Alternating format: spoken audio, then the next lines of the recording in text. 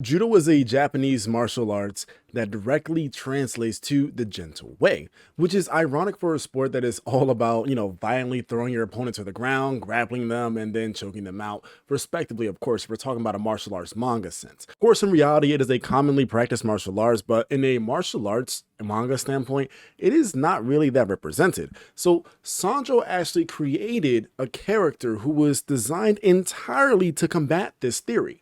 He wanted to create a character that embodied the meaning of judo, the gentle way.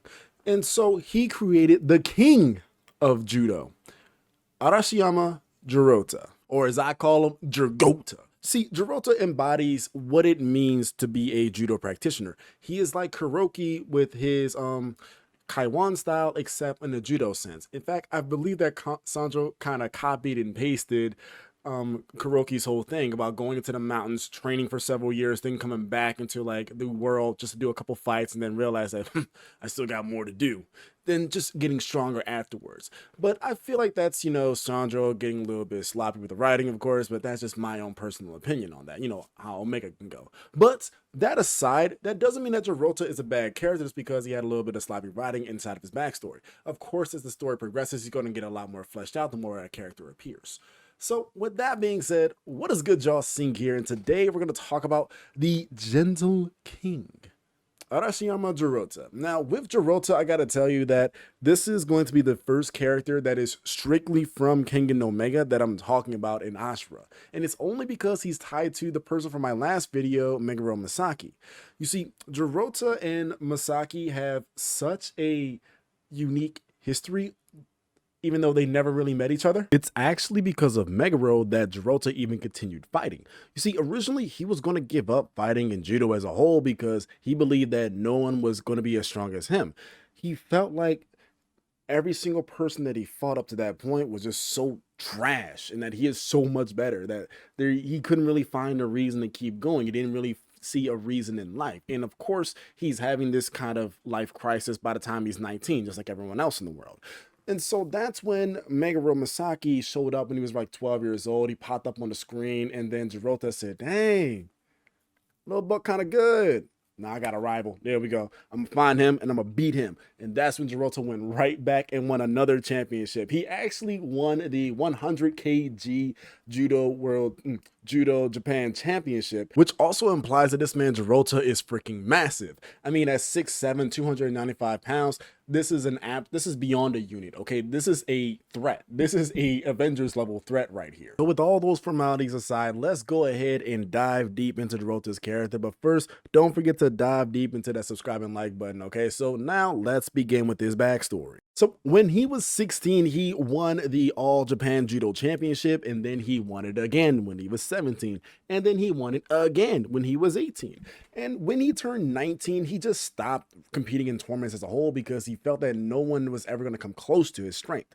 And so it led him to just not even regret, he just felt like there was nothing left for him to do now. He felt like he was so strong that no one is ever going to reach him in power. That is until he saw a news broadcast of Meguro Masaki, where Meguro just completely dominated the National Youth Judo Championship. And so when he saw Meguro, he immediately looked at him and said, oh, nah, bro, he got that potential. Hold up. Hey, where my gi at? Now with this new spark of inspiration, Jurota went back to tournaments and won the 100 kg class division, which is the heaviest weight class, of course, but that makes sense because you see this man just kept getting bigger and bigger every single time. He just got older, which is kind of how growth should go. But, when you reach a certain point, bro, at 6'7", bro, stop. You're too tall. You can't be 6'7" and 295. You are... Come on, Andre the Giant out here. Anyways, year after he won the 100 kg class division, he learned that Meguro Masaki had disappeared from the public after murdering his father and the other judokas. Now, this led him to think to himself, saying, nah, you ain't run away from me, kid. I'm going to go find you. I'm going to go kick your ass.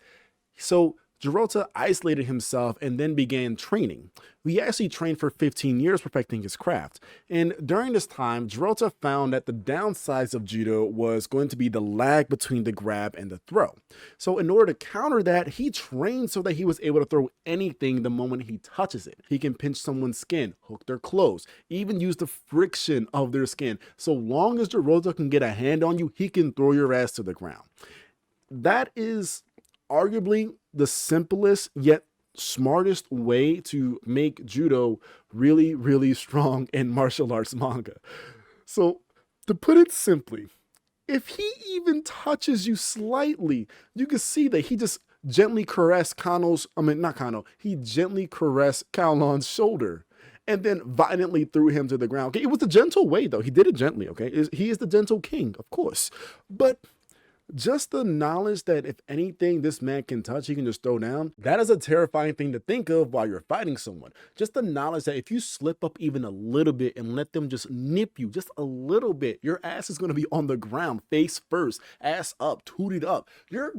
That is another level of mind games going on at play. So I can understand the struggle that all the fighters that were against him were going through, except for, Masaki Hayami, of course, because this man is just head empty, no thoughts, just all throw, all judo, just hitting and smiling.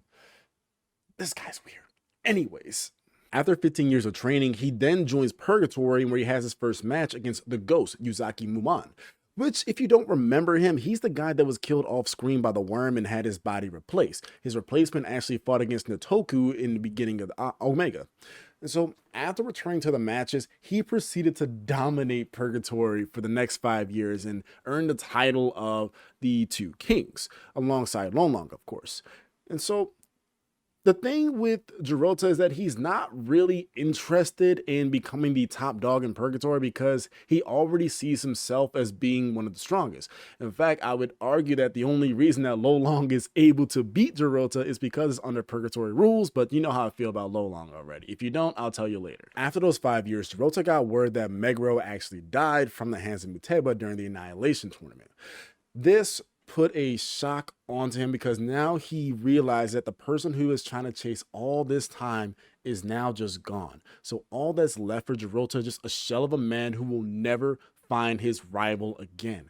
So you got to think about it. This is actually a tragic story because every single time that Jurota is fighting now, he knows that the person is not going to be on his level. In fact, even Kuroki said that Jurota was on his level. So when you have the pinnacle of Ashura even saying that you're on the same level as him, there's not many opponents left for you that you can say that, yes, this is the person I've been trying to fight all my life. Finally, I found the person I've been trying to fight all this time. You don't get that anymore.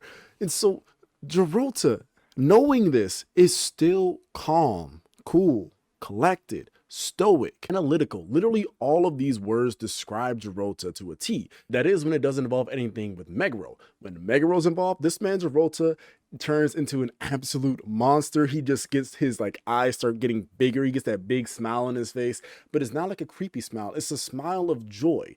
Anytime that boy M Meguro is mentioned in any kind of degree, when he was against Hayami, he was smiling after the loss because he knew that he finally had a higher height to reach. And during his match with everyone else, you could see that Jurota isn't actually smiling. Even before the matches, he didn't really smile, laugh, giggle, kiki, haha, or anything like that. It's because he's such a calm person that he's always being aware of his surroundings. He's always analyzing. He's always thinking. He's someone where if you're walking around in public, you're going to feel safe around them. But if you don't know who that is, you're going to think they're going to do something crazy. It's because he's watching everyone. He's always feeling cautious. And no matter what is going on or happening to him, his mind doesn't get shaken at all. This man, Kaolan, was showering him with fists left and right, the fastest jabs in the series, and this man, Jurota, still kept focus. In fact, he kept so much focus, so much composure that Kaolan was looking down and was like, wait, oh, nah, let me chill out real quick. This man's about to throw me down. Nah, I ain't with this. Hold on, let me switch up real quick. So with Jurota's personality, outside of Meguro, of course, he is a very gentle person. Really does embody what it means to pursue the gentle way. So he doesn't believe in mindless violence. When Ryan was absolutely ripping apart Alan Wu, he grimaced at it. When he was against Hayami, he was thoroughly against trying to land any kind of a killing blow because he doesn't believe in winning in that kind of manner. He wanted to win using strictly judo, but in a judo sense where it doesn't actually kill people. No one else in the world can reach Arashiyama in judo because they're not as devoted as him. But it's because he's so devoted in it and that he refuses to use any other style of fighting. He won't even look at another style of fighting. That is actually his weakness. Every other judo practitioner in other series, as I mentioned before, uses strikes, kicks to some kind of degree. Arashiyama, before that match with Kanoh, okay, before you start typing Kanoh, didn't do that. In fact, he was introduced as a character that didn't do that. He strictly followed only judo moves. This is how he was able to develop the swing in the first place. And so now we're going to take that personality of his, that calm, cool demeanor, and allow him to transfer it to his actual fighting style where he's able to analyze the person he's up against and then calmly wait for his moment to strike, because he knows the moment he grabs him, not even the moment he grabs him, the moment he touches them, your ass is going to be on the grass. And that's how Jurota rolls. So with that being said, let's go ahead and talk about him and Omega. Okay, let's get on to the Kengan versus Purgatory matches. When he realized that Hayami really was a clone of Meguro Masaki, he was smiling the entire time. He was happy. He was just so happy to find out that the person he was trying to fight all this time throughout his entire life is still alive. And yes, it's not technically Meguro Masaki. In fact, it's Hayami, who's arguably better than Meguro to some degree. Jurota still calls this his bout of destiny. This was the match that he wanted all his life. And he was happy just to even be there. And so when the match started, Jurota displayed how much better he is at judo than literally every other person in the entire series. He is better than Meguro. He is better than Hayami. It's just that both Meguro and Hayami have that thing with them where they don't really feel pain and they just say fuck pain and just keep going. In addition to their absurdly high pain tolerance, both of them would utilize strikes to some degree despite being masters in judo, which is actually how Hayami managed to get the one-up over Jurota. You see, before Hayami even got off a single throw, he couldn't even touch Jurota. He couldn't reach him, just like Jurota was Kuroki. But the moment that Hayami actually found the timing between Jirota's throws after being thrown so many times and not dying, because Hayami needs to die in order to stop fighting, he landed a strike onto Jirota's collarbone mid-throw, by the way, breaking it, thus making one of his arms unusable. Without one of his arms being needed in order to throw, Hayami, because Hayami is such a good judo practitioner, you're going to need at least two arms to throw him. And so Jurota no longer could throw Hayami, and at that point, it was checkmate. Now, just because Hayami did beat Jurota does not mean that Jurota is weaker than Hayami. It's just that Jurota was incapable of killing Hayami. But because of this loss, Jurota knew that he still had work to do. And so he took some time to start, changing out his craft and try to figure out some new tricks. And so when his match came around for Kanoh, okay, I ain't gonna lie, Kanoh was pretty fucking stupid during this match. He tried using judo on the king of judo. Unless he was really just feeling himself and just wanted to see how different the level is between his level of judo and Jirota's level of judo, why would you want to do that against a guy who literally can throw you just by nipping your shoulder? I don't understand Kanoh's thought process during this match, but the moment he tried using judo against Jurota just looked at him, stood up. Well, mind you, Kanoh is still in a whole ass choke right now. He has him held. He just trying to hold on to him. Jurota, they 130 kg Kanoh around his whole body, just like it was a play weight, stood up, grabbed his shirt and threw him like a bowling ball. I believe he got a strike after that. But it was at that point that Kanoh realized his mistake and saying, oh man, you right. I shouldn't have used judo against the king of judo. You got me, bro. All right, let me go back to striking. And then Jurota, he switched up on everyone, actually. I wasn't a big fan of this move that he did right here, but I kind of see what he was going for. He went for a striking pose as well. You see, Jurota was the man who only used judo.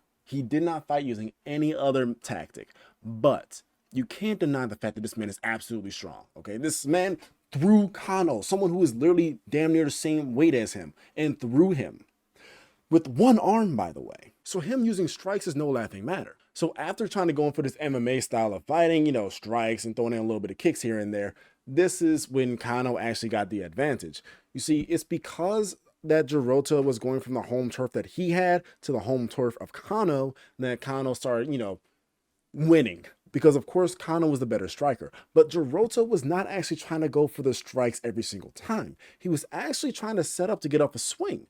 And so when he was actually throwing a punch, you can see he was trying to extend like two fingers, trying to nip onto Kanoh's skin or just nip onto like his shirt, just to throw him down as much as he can. And so with that little switch up happening, that's when Kanoh started getting the upper hand on him because Jurota was doing too much. He was mixing up too much. He wasn't sticking to the judo way. And so right before Kanoh was actually about to win, quote unquote, Jurota's trauma kicked in, okay? His stand activated, and it gave him the boost of strength that he needed in order to allow him to break free of Kanoh's hold and then choke him out for the win. Now, this secured him a spot in the Champion of Kings tournament, which is a very weird tournament, but I'll talk about my feelings on this tournament in another video. But for right now, let's go on to talk about his match with Kaolan. During his match with Gaolang, it started with Gaolang completely dominating Jurota with all the jabs and all the strikes and everything. And it was really one-sided, but when you look at it from Kazi's perspective, okay, it's not one-sided. One throw can literally turn the tide of the entire fight, and it showed when Jurota actually did get a throw when he caressed Gaolan's shoulder. So the moment that he actually touched his shoulder, slammed him down, thankfully he broke his fall, but just that throw alone, of course, got him out of breath. So it showed that no matter how many strikes, no matter how many blows he would have done, if Jurota is always calm, cool, collected, composed, he can find one little opening and just throw your ass onto the ground, make you eat that dirt, literally smelling that floor. That's what he's after to make you do. And so we're introduced to the fact that Jurota is now always having Meguro in the back of his mind whenever he's fighting. Of course, it was shown a little bit during his match with Kanoh, but in Gaolang, it's in full swing, okay? This man, Meguro, is making so many more appearances in Omega than he ever did in Ashura, and I'm all for it. But after getting absolutely bodied again by Kaolan, he gets off another throw, okay? So Kaolan did go for the God's Glow, and Jurota used it as a bait, got him to a nice over-shoulder throw. But unfortunately, the plot dictated that Kaolan needed to win, and Nagito needed to have his rematch with him. So Kaolan landed a knee mid-throw. By the way, I'm talking like, not like a knee mid-throw, no. This man is in the air, legs up, and he landed a knee onto the back of Jurota's head, and that's how Jurota lost. I mean, these fights are all short, of course. I'm not a big fan on how the fights in this tournament have gone out, but I can just say that I understand why Kaolan is winning. I understand why Kaolan won this fight, is what I mean. I don't really like the direction in which it took with it, but of course, it kind of downplayed Jurota to an extent because realistically, Jurota should be slamming him down the fraction of a second. There's no lag in between his throws. So I don't get how he actually lost, but it's not my story to write. Anyways, in conclusion, Jurota is still one of the strongest fighters in the entire series. He is the master of everything judo related. In fact, no one in the entire series could ever reach his potential when it comes to judo. And that's always going to be the case because he's stuck with it so much. And it shows in not just how he fights, but his personality. It shows that a person who's been so dedicated to their craft, similar to how Kuroki is dedicated to their craft, can reach heights that no one else can actually reach. He becomes unreachable. To an extent, of course. So with that being said, thank you all so much for watching. Hope you guys enjoyed the video that I made here on Jurota, analyzing his character, going in depth a little bit here and there. If you feel like I missed some parts, please comment down below what you feel like I missed, and we can talk about it down there. So with that being said, I thank you all for watching, and I'll see you guys for the next one. Y'all take care.